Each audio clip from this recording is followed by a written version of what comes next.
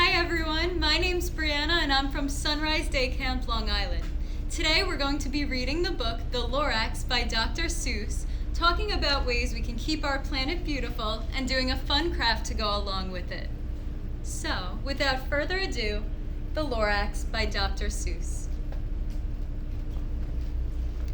At the far end of town, where the grickle grass grows, and the wind smells slow and sour when it blows, and no birds ever sing, excepting old crows, is the street of the lifted Lorax. And deep in the grickle grass, some people say, if you look deep enough, you can still see today, where the Lorax once stood just as long as it could, before somebody lifted the Lorax away. What was the Lorax, and why was it there? And what was it lifted and taken somewhere? From the far end of town where the grickle grass grows, the old Onceler lives here. Ask him, he knows. You won't see the Onceler, don't knock at his door. He stays in his lurkum on top of his store. He lurks in his lurkum cold under the roof, where he makes his own clothes out of muffered moof. And on special dank nights and midnight in August, he peeks out of the shutters and sometimes he speaks and tells how the Lorax was lifted away. He'll tell you perhaps if you're willing to pay. On the end of a rope he lets down a tin pail, and you have to toss in 15 cents and a nail and the shell of a great-great-great-grandfather's snail. Then he pulls up the pail, makes a most careful count to see if you've paid him the proper amount. Then he hides what you've paid him away in his snoove, his secret strange hole in his groovulous groove. Then he grunts, I will call you by whisper my phone, for the secrets I tell are for your ears alone. Sloop, down slips the whisper my phone to your ear, and the old Onceler's whispers are not very clear, since they have to come down through a snurgly hose, and he sounds as if he had smallish bees up his nose. Now I'll tell you, he says, with his teeth sounding gray, how the Lorax got lifted and taken away. It all started way back, such a long, long time back. Way back in the days when the grass was still green, and the pond was still wet, and the clouds were still clean, and the song of the swami swans rang out in space. One morning I came to this glorious place, and I first saw the trees, the truffula trees, the bright-colored tufts of the truffula trees, mile after mile in the fresh morning breeze. And under the trees I saw brown barbaloots frisking about in their barbaloot suits as they played in the shade and ate truffula fruits. From the ripulous pond came the comfortable sound of the humming fish humming while splashing around.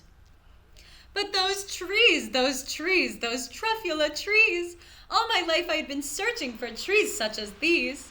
The touch of their tufts was much softer than silk, and they had the sweet smell of fresh butterfly milk.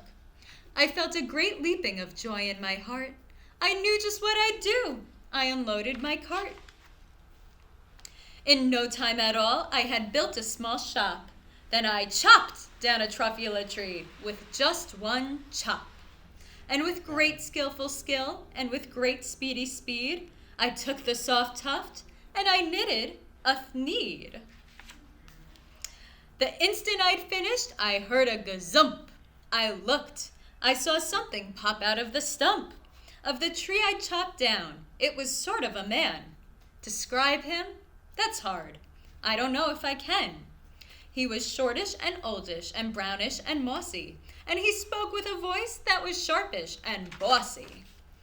Mister, he said with a sawdusty sneeze, I am the Lorax, I speak for the trees.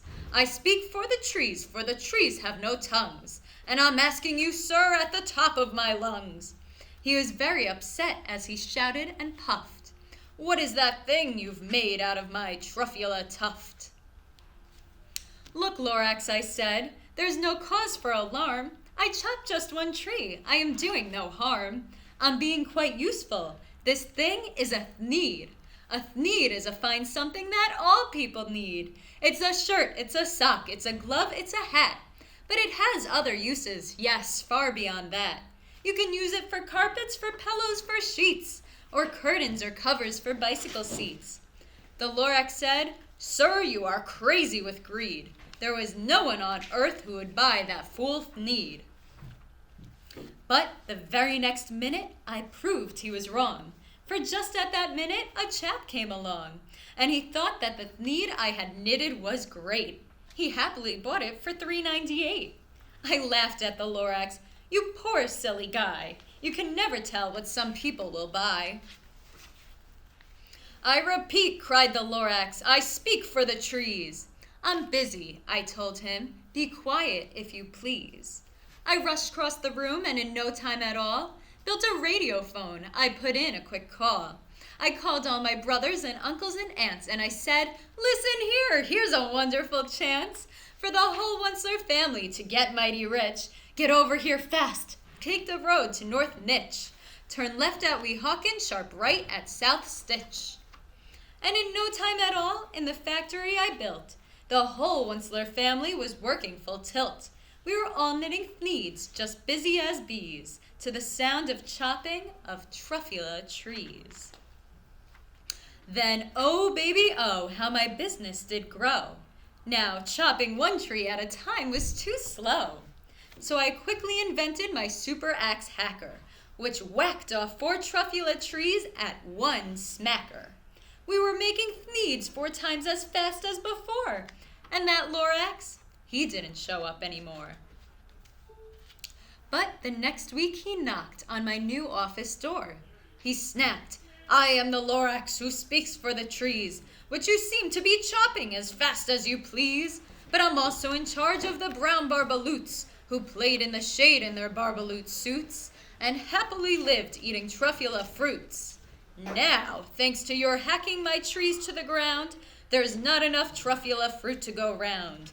And my barbaloots are getting the crummies because they have gas and no food in their tummies. They loved living here, but I can't let them stay. They have to find food, and I hope that they may.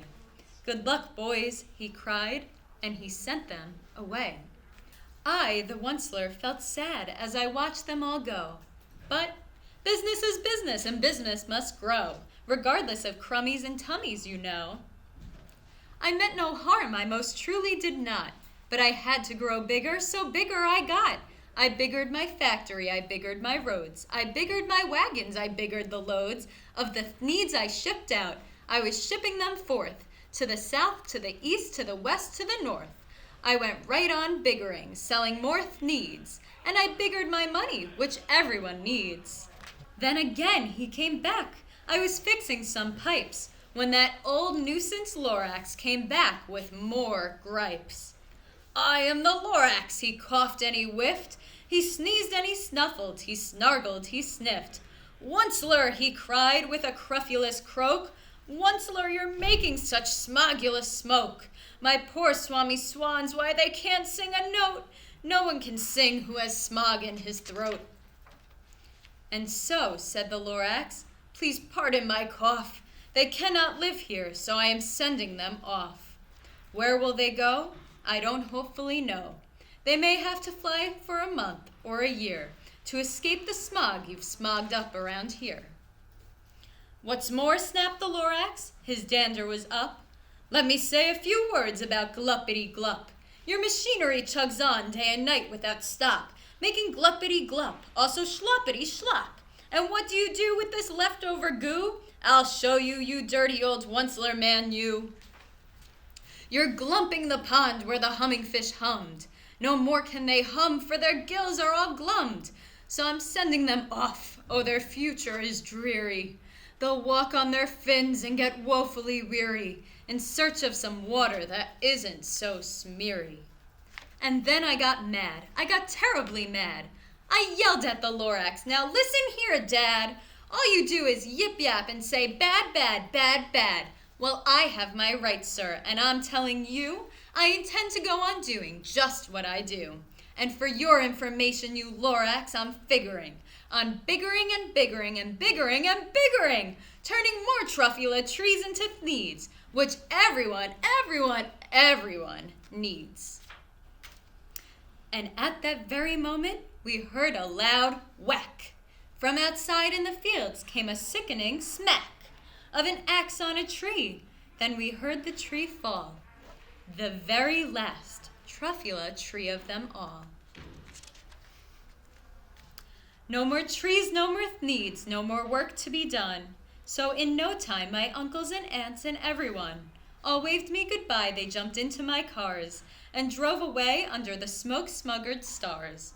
Now all that was left neath the bad-smelling sky was my big empty factory, the Lorax and I. The Lorax said nothing, just gave me a glance, just gave me a very sad, sad backward glance, as he lifted himself by the seat of his pants, and I'll never forget the grim look on his face when he hoisted himself and took leave of this place, through a hole in the smog without leaving a trace.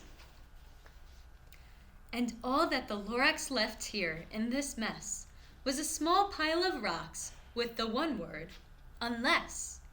Whatever that meant, well, I just couldn't guess.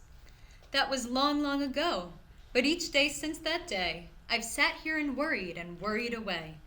Through the years while my buildings have fallen apart, I'd worried about it with all of my heart. But now, the Onceler says, now that you're here, the word of the Lorax seems perfectly clear. Unless someone like you cares a whole awful lot, nothing is going to get better. It's not. So, catch, calls the Onceler. He lets something fall. It's a truffula seed. It's the last one of all. You're in charge of the last of the truffula seeds, and the truffula trees are what everyone needs. Plant a new truffula, treat it with care. Give it clean water and feed it fresh air. Grow a forest, protect it from axes that hack. Then the Lorax and all of his friends may come back. The end. As we saw in the Lorax, it's very important that we keep our earth beautiful for the people who live there, the animals, and the plants. So, there are a few things we could do each day to keep our earth beautiful and clean. Reduce, reuse, and recycle. You may have heard that before, but what does it mean? So reduce. Reduce means to use less of something. That could mean that instead of using multiple plastic water bottles, you may use one metal water bottle that you would use every day to reduce the amount of plastic we use. You also may turn off the water while you brush your teeth to use less water and reduce on it. The next thing you would do is reuse. Reuse means to use something multiple times. So in our project today, we're going to be reusing cardboard and bottle caps from water bottles to make our craft. Another thing that you might reuse is, let's say, a plastic bag from the grocery store. You can use it for multiple different things in your house, or you could take it back next time you go to shop. And then recycling gets collected almost every week, or you can bring it somewhere locally. You can recycle plastic, cardboard, paper, even electronic devices that you don't use anymore. So, let's move on to our craft. The first thing I did for this craft was get a piece of old cardboard. Now, many of you get a camp in a box, which is easy to use for this project. You could take the cardboard and reuse it for our craft. So, get a pair of scissors and cut out a small piece of the cardboard, or you could even rip it if you don't want to use scissors. So the next thing I did with my cardboard was paint it. You can use any color paints you want. You could use watercolors, even markers, whatever you have in your house. So the first thing I did to look like the book was paint grass and the sky, because that's how we'll start off our beautiful Seuss village. So the next thing I did was take many water bottle caps, and I took them from all water bottles that I had already used or that my family had used. And then with my paints, I painted each of them rainbow colors. So these will be the top of our truffula trees. And in the book, you can see they're very colorful, and when they're happy and healthy, they're very pretty. See? Nice and fluffy. Now, if you don't have paint, you could also take cotton balls from your house and color them with marker. So I did a few of those, and it will even help them look wispy if you pull them a little bit. And then you could use these instead of bottle caps, or both. So the first thing you're going to do is take out your glue. You can use any kind of glue that you have, school glue, a glue stick, or for today, I'm going to be using a hot glue gun since it dries faster. But make sure if you're using one of these that you have parental guidance because it can be hot and dangerous. So the first thing I'm going to do is lay out my bottle caps just so I know where I want to put them all. And I'm just going to do a random pattern however I like it.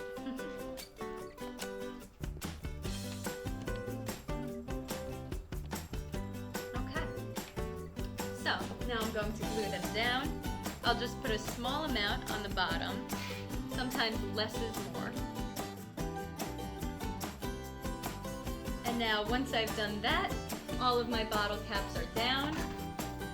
I'm going to draw the stems because each tree has a trunk. So you can use any marker, any crayon, colored pencil, whatever works best on your canvas. I'm using Sharpies because that's what I had at home.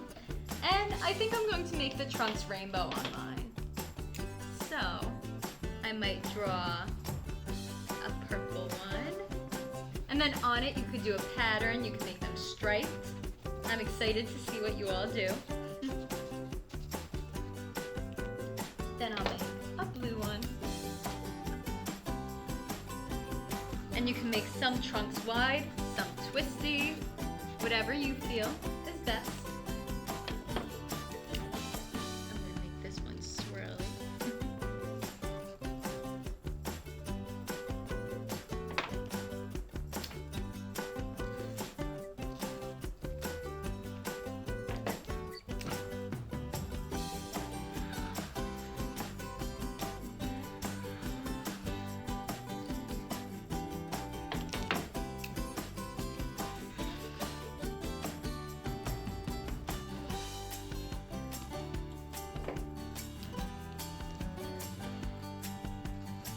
And then, after I do that, I went online and I printed out the Lorax. You could also draw him in if you would like, or you could leave him off. It's up to you.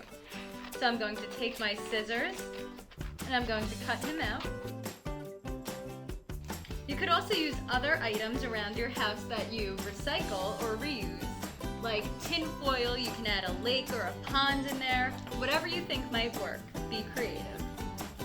So I'm going to glue the back of my Lorax, and I'm going to put him in the middle of my trees. And then it looks like this right now. The next thing I'm going to do is make trees with my cotton balls, which was another option that you could do if you don't want to use painted bottle caps. So I'm going to put some glue on those, and then I might just put them around on my diagram.